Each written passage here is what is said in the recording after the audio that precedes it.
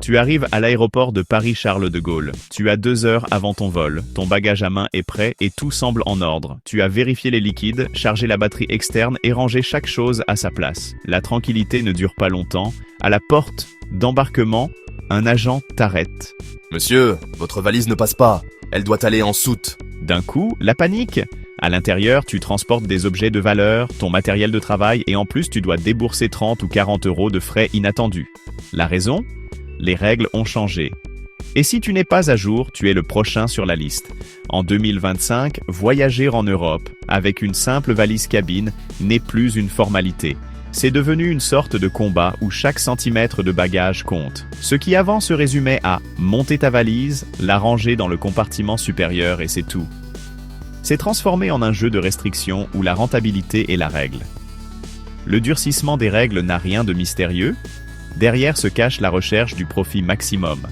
Après la pandémie et avec l'inflation qui frappe aussi l'aviation, les compagnies aériennes, surtout les low cost mais pas seulement, ont trouvé dans les bagages un business parfait. Chaque espace, chaque service et chaque sac est monétisé. Prenons EasyJet comme exemple. En 2025, un billet standard ne donne plus droit à emporter ta classique valise cabine rigide. Le seul article gratuit est un objet personnel qui doit tenir sous le siège de devant et mesurer au maximum 45 ou 36 à 20 cm. En pratique, cela veut dire un sac à dos moyen ou une mallette fine, mais jamais une valise à roulettes. Ryanair, fidèle à son style, est allé encore plus loin. La taille autorisée gratuitement est de seulement 46 20 45 centimes, soit l'équivalent d'un petit sac d'école. Et si ton sac dépasse, même à la porte d'embarquement, il part directement en soute avec supplément. Vouloir garder sa valise cabine implique de payer l'option priorité, qui te permet d'embarquer avec 2 pièces et non mais nemos. Ça n'est comme bon si n'est comme mardi di nembonon. BTS peda mobile business bechon desi comme il vote si on y va investir up que mes achats de mindset immédiatement bien sur la chambre l'État contrôle sont stricts. À l'aéroport de Bruxelles-Zaventem, par exemple, il n'est pas rare que l'on demande aux passagers de faire entrer leur bagage dans un gabarit métallique. Si ça dépasse d'1 centimètre, pas de négociation, supplément immédiat et bagages retenus. Même des compagnies traditionnelles comme Air France, autrefois plus tolérantes, appliquent déjà à desiradzigak lelisa siken seda ibi paigasi que ça existe des jonte ni non tofpam sur dai li do level de ville vola pedidrin vers le cours et les tarifs de base limitant à une seule pièce en cabine sans valise dans le compartiment supérieur. Lufthansa a également aligné ses conditions sur celles de sa filiale Eurowings.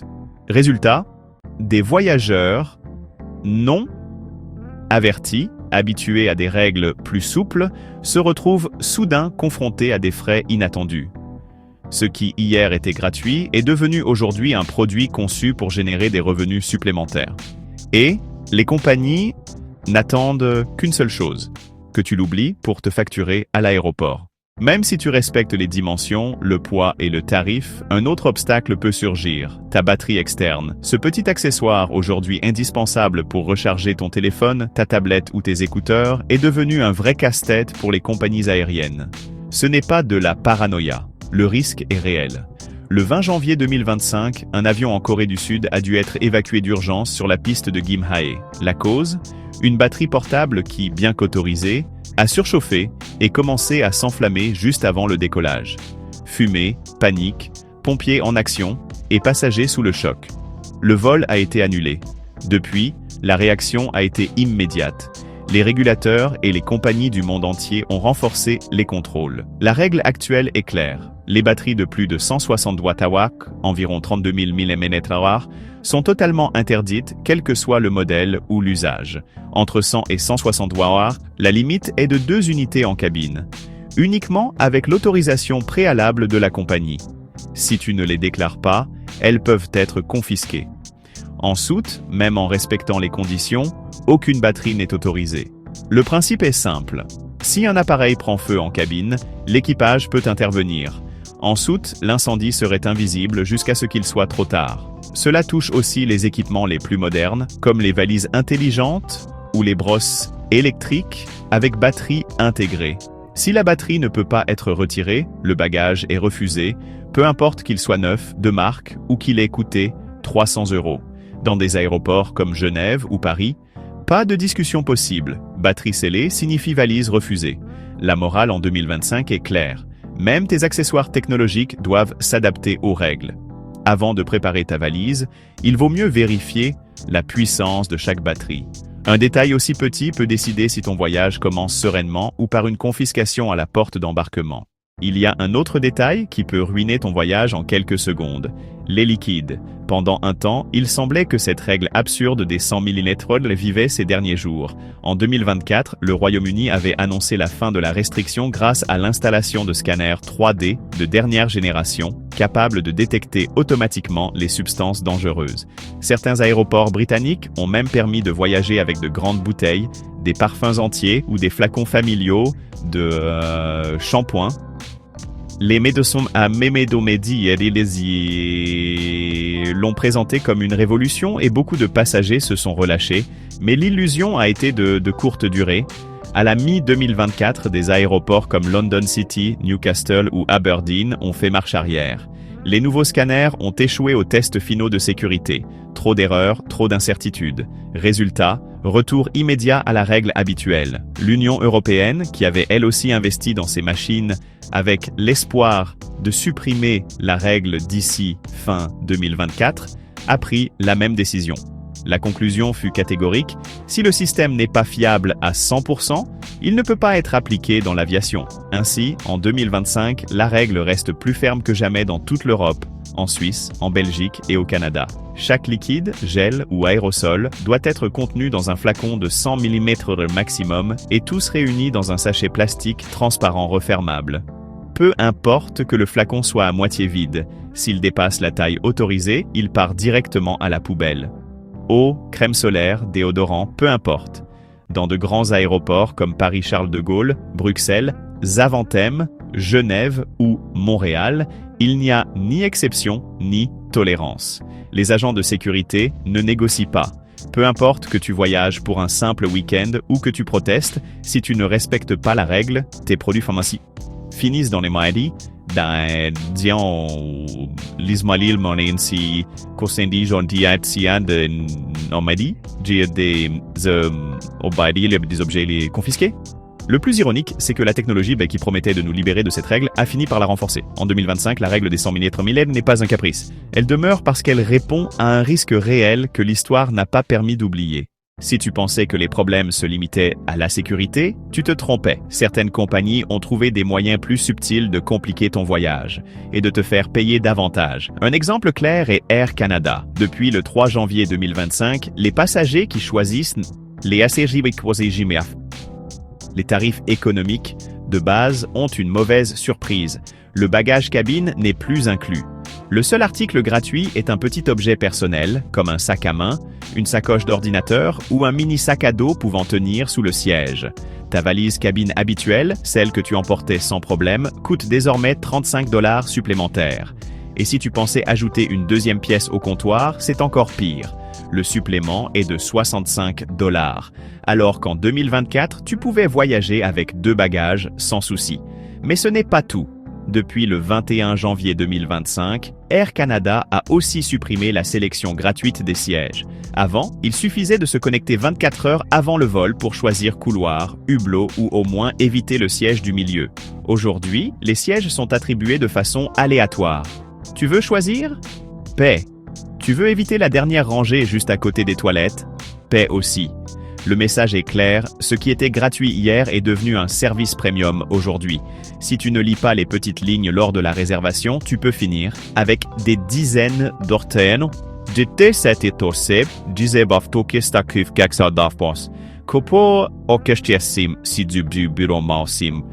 Les mains n'enjidishias sente pontavasser endidiomolon. Dears, sur ton billet, sans t'en rendre compte. En 2025, même le confort basique est devenu un luxe. Même avec un billet en règle et une valise parfaite, tu peux encore te heurter à un autre obstacle, des objets du quotidien qui paraissent inoffensifs, mais qui sont interdits en cabine. Tout le monde connaît les bases, pas de couteau, pas de liquide en grande quantité, ni d'objets pointus. Mais la liste va beaucoup plus loin et surprend de nombreux passagers juste avant le contrôle. Un exemple, le thermomètre au mercure. À première vue, ce n'est qu'un petit tube en verre. Mais s'il se casse, il libère une substance toxique qui transforme la cabine en urgence chimique. Verdict: interdit dans tous les aéroports européens. Si tu dois en transporter un, uniquement en version digitale ou à alcool. Autre cas inattendu, une tente de camping. Le problème n'est pas la toile, mais les arceaux métalliques qui peuvent être considérés comme des objets contondants. Résultat, refus immédiat en cabine. Les outils sont aussi un vrai casse-tête. Un tournevis de plus de 10 cm, une clé à molette ou une pince multifonction sont confisqués automatiquement. Règle d'or: tout objet qui peut servir à forcer ou frapper part en soute ou ne voyage pas. Même les enfants ne sont pas épargnés. Un pistolet jouet, même fluorescent et manifestement en plastique, peut être interprété comme une arme factice. À Genève, plusieurs familles ont dû abandonner des jouets neufs pour cette raison. Et attention aux poudres. Farine, talc, lait en poudre. Si tu en transportes plus de 350 ml, le produit peut être retenu ou soumis à des contrôles supplémentaires. Motif: certaines poudres peuvent camoufler des explosifs ou des substances illicites. La leçon est claire: qu'un objet soit courant ne signifie pas qu'il est autorisé en cabine. Il vaut toujours mieux se poser une question avant de faire sa valise. Est-ce que cela pourrait être considéré comme dangereux d'une manière ou d'une autre? Si la réponse est « peut-être », mieux vaut l'envoyer en soute. À première vue, beaucoup de ces règles paraissent exagérées. Pourquoi interdire une bouteille d'eau ou confisquer un pot de crème? La réponse n'a rien d'un caprice bureaucratique. Tout remonte à un épisode clé.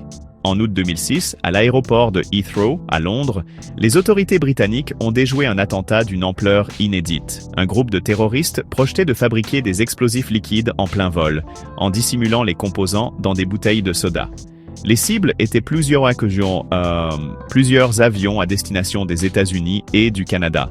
Si l'attentat s'était concrétisé, la tragédie aurait été catastrophique. Ce jour-là a changé l'aviation mondiale. C'est à partir de là qu'est née la fameuse règle. Liquide, dans des contenants de 100 mm maximum, tous rangés dans un sac plastique transparent. Elle est devenue un standard mondial. Au fil des années, la technologie a tenté de remplacer la règle, mais jusqu'à présent, aucune solution n'a été jugée suffisamment fiable. Et dans l'aviation, ce qui n'est pas sûr à 100% est écarté.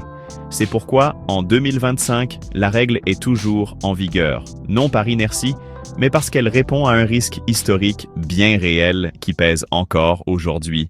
Voyager en 2025, c'est comme jouer une partie où les règles changent en plein milieu du jeu. Ce qui était autorisé il y a 6 mois peut aujourd'hui te coûter du temps, de l'argent ou même l'accès à l'avion. Un simple oubli peut suffire pour devoir payer des frais imprévus, perdre des effets personnels au contrôle ou, dans le pire des cas, rester au sol.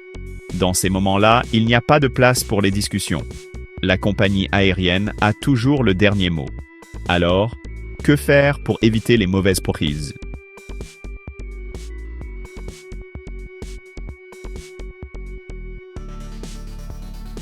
Trois étapes simples, c'est easy. 3 steps simples. 1. Vérifier la politique bagage au moment d'acheter ton billet. Ne tiens rien pour acquis. Chaque compagnie applique ses propres règles. 2. Recontrôler 48 heures avant le vol. Les conditions peuvent d'emblée changer à tout moment, et ce que tu as vu lors de la réservation peut déjà ne plus s'appliquer. 3. Préparer liquide, batterie et objets spéciaux selon les normes les plus récentes. N'attends pas d'être au contrôle pour découvrir que quelque chose est interdit. Dans un aéroport, l'ignorance n'est pas une excuse. Elle se paie, parfois très cher. Aujourd'hui, voyager léger n'est pas seulement une question de confort. C'est une stratégie. Savoir quoi emporter, comment emballer et quoi éviter peut faire la différence entre un vol tranquille et un cauchemar à la porte d'embarquement. Alors, tu es prévenu. Si tu veux une liste complète des objets interdits, elle est disponible dans la description. Ne te laisse pas surprendre à la dernière minute. Bon vol et bon filtrage à la sécurité.